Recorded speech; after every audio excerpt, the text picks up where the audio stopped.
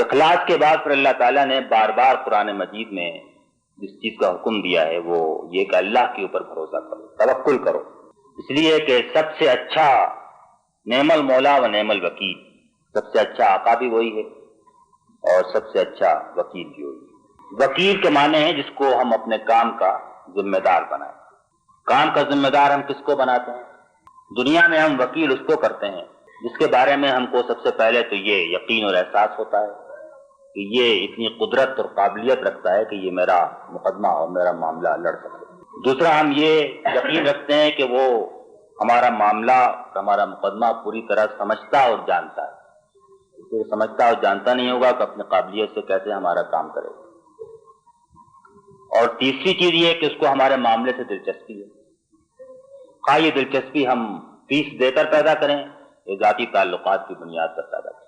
یہ چھوٹی سی مثال ہے، وکیل کا لفظ تو ہماری زبان میں بہت عام طور سے استعمال ہوتا ہے۔ اگر آپ تجزیہ کریں تو وکیل بنانے کے پیچھے یہ تین شعور جو ہیں کار فرما ہوتے ہیں۔ ایک اس کی قابلیت، دوسرے اس کا علم، تیسرے اس کی دلچسپی۔ ان تینوں لحاظ سے اللہ تعالیٰ نعم الوکیل ہے، اس لیے کہ اس کا علم ہماری ہر چیز کے اوپر حاوی ہے، ہماری ہر ضرورت جو ہے وہ اس کے علم میں ہے، آنے والی ضرورت بھی علم میں ہے اور موجودہ ضرورت بھی علم میں ہے۔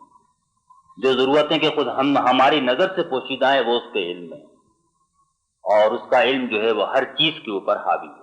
یہ اس کی ایک صفت ہے جس کا ہم احساس بھی رکھتے ہیں، شعور بھی رکھتے ہیں۔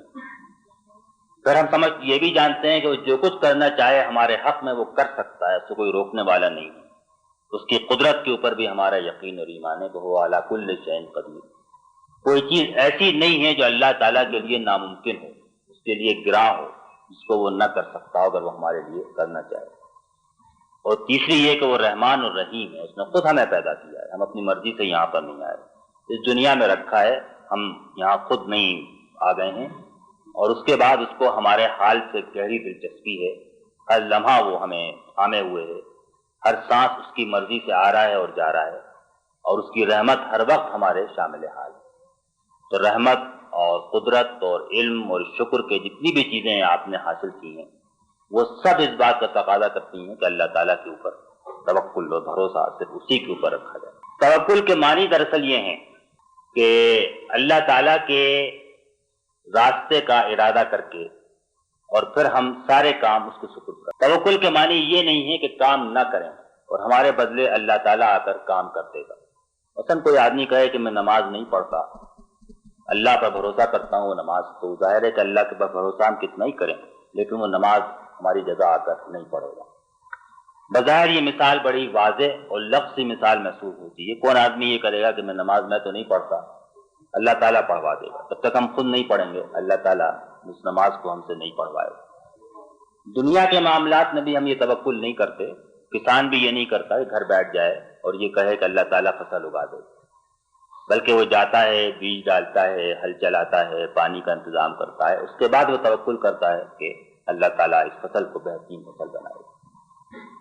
کچھ ایسا ہو گیا ہے کہ صرف دین کے کام کا معاملہ بہت عرصے سے اس امت میں اس طرح کا ہو گیا کہ جس میں ہم یہ کرتے ہیں کہ توکل سے یہ کام، توکل اور دعا سے یہ سارا کام جو ہے وہ ہو جائے۔ اللہ تعالیٰ ہم کو صالح حکمراں عطا کرے، اللہ تعالیٰ ہم کو نیک راہ پر چلائے، ہم ہر ہفتے یہ دعا کرتے ہیں اور اس کے بعد سمجھتے ہیں کہ یہ کام ہو جائے گا۔